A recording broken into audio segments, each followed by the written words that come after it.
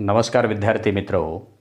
In last period you have studied about the groups and electronic configuration and period and electronic configuration. Now we'll discuss about the trends in modern periodic table. Periodic trends in the modern periodic table. Trends in modern periodic table means what? की आपल्याला याच्यामध्ये modern periodic टेबलमध्ये जे काही property आहेत त्या property हळूवारपणे त्यांच्यामध्ये किंवा नियमितपणे एक बदल कसा होत जातो. ग्रुप वाईज कोणत्याही ग्रुपमधील एलिमेंटचं जर आपण इलेक्ट्रॉनिक कॉन्फिगरेशन जर घेतलं तर त्या प्रत्येक ग्रुपमधील एलिमेंटच्या प्रॉपर्टीमध्ये हळूवारपणे टॉप टू बॉटम आणि पिरियडमध्ये लेफ्ट टू राईट स्लोली हा बदल कसा होत जातो. That is nothing but the periodic trends in the modern periodic table.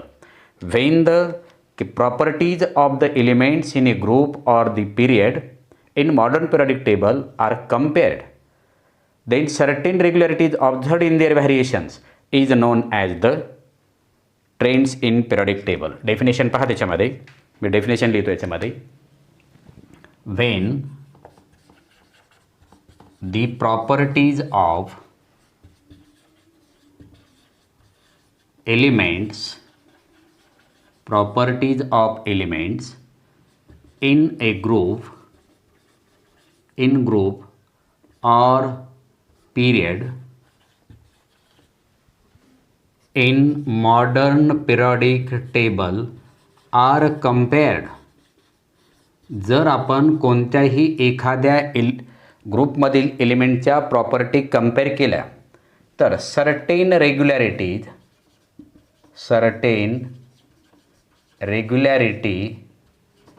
Is observed.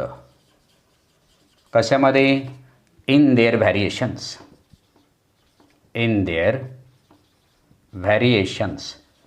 Is known as the periodic trends in modern periodic table. Properties of the elements in a group or period in modern periodic table are compared. जेव्हा जर आपण एखाद्या ग्रुपमधील एलिमेंटच्या प्रॉपर्टीची comparison केली तर त्यावेळेस असं लक्षात आलं आहे, ऑब्झर्वेशननुसार असं लक्षात आलं आहे की certain regularity is observed in their variation. एकाच ग्रुपमधील एलिमेंटच्या जे काही प्रॉपर्टी चेंज होतात, स्लोली चेंज होतात, त्यांच्यामध्ये एक नियमितपणा असतो आणि it is nothing but the periodic trends in the modern periodic table. First we consider the what are the properties of these elements.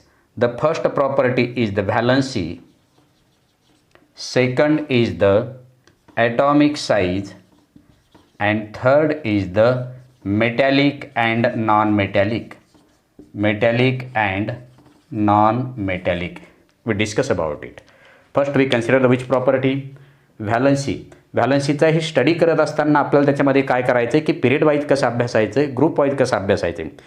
When we consider the any group element or any period element, then we consider the valency of the each element of that group element or period of that period. म्हणजे प्रत्येक ग्रुपमधील किंवा पिरियडमधील एलिमेंटची valency जी काय आहे ती कशी change होत जाते हे आपल्याला अभ्यासायचं आहे. First we consider the periodic trends in the modern periodic. The first property is the valency. Then we consider the period. First we consider the first period elements. Which are the first period element? मी इथं लिहितो की first period element is the hydrogen and second is the helium. Valency find करत असताना हे आपल्याला there is need of the electronic configuration. Atomic number of the hydrogen is 1 and atomic number of the helium is 2. Then we take the electronic configuration of the hydrogen. Electronic configuration of the hydrogen is 1. It contains only one cell and one electron in it. Helium contains 2 valence electrons and 1 cell. म्हणजे this is the electronic configuration. आपलं periodic trends आपल्याला अभ्यासायचे valency. First property आपल्याला अभ्यासायची valency. The valency of the hydrogen is 1. There is the necessity of the one electron to complete their duplet state. At the same time, when we consider the electronic configuration of the helium, there is one and only one cell and it contains the 2 electron. That is nothing but the duplet state, and duplet state is complete. Then it will get the valency of the helium is 0. Then we consider the second period elements. Which are the second period element? Lithium, then beryllium, then boron, carbon, nitrogen, oxygen, fluorine and neon. तर इथं हा तुम्ही लिहू शकता separately. Electronic configuration of the helium, atomic number is 2, its electronic configuration is 2. But trends आपल्याला पूर्ण कसा हे दोन एलिमेंट आहेत म्हणून आपल्याला जास्त एक्सप्लेन करता आलेलं नाही आहे. पण atomic number of the lithium is 3, beryllium is 4, boron is 5, 6, 7, 8, 9 and 10. When we take the electronic configuration of the lithium is 2 1, then 2 2, then 2 3, then 2 4, then 2 5. Oxygen is 2 6, then 2 7, and then 2 8. What is about the valency of the second group element? Valency of the any element depends upon their number of valence electron. कि number of valence electron किती आहेत? Lithium contains 1 valence electron, beryllium contains 2, boron contains 3, then 4, then 5, then 6, 7 and 8. You have studied about the definition of the valency in 8th standard. याचा अभ्यास केलेला आहे तुम्ही. मग valency of the any elements depends upon the it contains the how many number of the valence electron. मग number of electron इथं त्याच्यामध्ये लिथियमच्या outermost ऑर्बिटमध्ये 1 electron आहे म्हणून याची व्हॅलन्सी 1 कशी येते ते पाहूया आपण. डुप्लेट स्टेट कंप्लीट करण्यासाठी इथं सेकंड लास्ट ऑर्बिट किंवा याच्यामध्ये आपण व्हॅलन्स सेल कंप्लीट करण्यासाठी लिथियमला 7 इलेक्ट्रॉनची आवश्यकता आहे. परंतु हे 7 इलेक्ट्रॉन त्याला घ्यायला परवडत नाहीत कारण large amount of energy spent होते. म्हणून हा काय करतो, डुप्लेट स्टेट पूर्ण करण्यासाठी 1 इलेक्ट्रॉन सोडून देतो. म्हणजे नंबर ऑफ लूज इलेक्ट्रॉन जे काय आहेत 1 केलेलं आहे म्हणून याची व्हॅलन्सी आहे 1 आहे. बेरिलियमचेही आउटरमोस्ट ऑर्बिट कंप्लीट करण्यासाठी 6 इलेक्ट्रॉनची आवश्यकता आहे. पण large amount of energy is spend to take when we take the 6 electron. म्हणून बेरिलियम काय करतो, आउटरमोस्ट ऑर्बिटमधला 1 इलेक्ट्रॉन सोडून देतो आणि त्याची डुप्लेट स्टेट पूर्ण करतो. म्हणजे नंबर ऑफ इलेक्ट्रॉन्स लूज 2 करतो म्हणून याची व्हॅलन्सी आहे 2. इथं बोरॉनची व्हॅलन्सी आहे 3, कार्बनची आहे 4 कारण कार्बनला लूज करणंही परवडत नाही आणि घेणंही परवडत नाही म्हणून तो काय करतो, शेअरिंग करतो. म्हणजे पहिल्या 3 एक्झाम्पलमध्ये हे 3 एलिमेंट जे काय आहेत हे 3 एलिमेंट इलेक्ट्रॉन लूज करतात आणि लूज केलेल्या इलेक्ट्रॉनच्या संख्येला टू कंप्लीट देअर आउटरमोस्ट ऑर्बिटमध्ये डुप्लेट किंवा ऑक्टेट स्टेट पूर्ण करण्यासाठी इलेक्ट्रॉन सोडून दिलेल्या संख्येला त्या एलिमेंटची व्हॅलन्सी म्हणतात. म्हणजे सोडून दिलेला 1 इलेक्ट्रॉन आहे, 2 आहे, 3 आहे म्हणून valency of the lithium is 1, beryllium is 2, boron is 3, carbon is 4. कार्बनला घेणंही परवडत नाही आणि सोडून देणंही परवडत नाही म्हणून तो शेअरिंग करतो म्हणून valency of the carbon is 4. Then we consider the nitrogen. The number of electrons present in the outermost orbit of the nitrogen is 5. मग याच्यामध्ये 3 इलेक्ट्रॉन घेणं परवडेल का 5 सोडून देणं परवडेल? तर याला 3 इलेक्ट्रॉन घेणं परवडेल कारण 5 सोडून देण्यासाठी जास्त एनर्जी खर्च होते म्हणून तो 3 इलेक्ट्रॉन घेईल.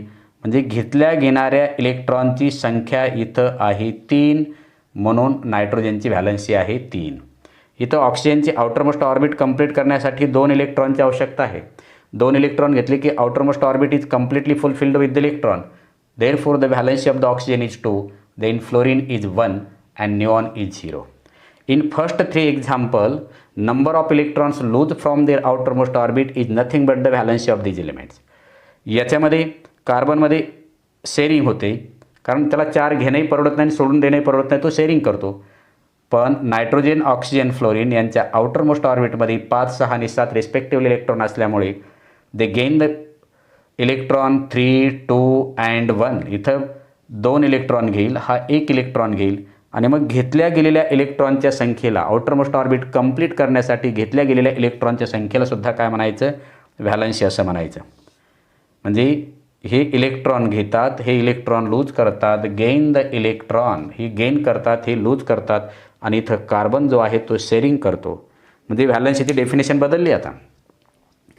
Number of electron gain by the atom of any element to complete their outermost orbit is also known as the valency.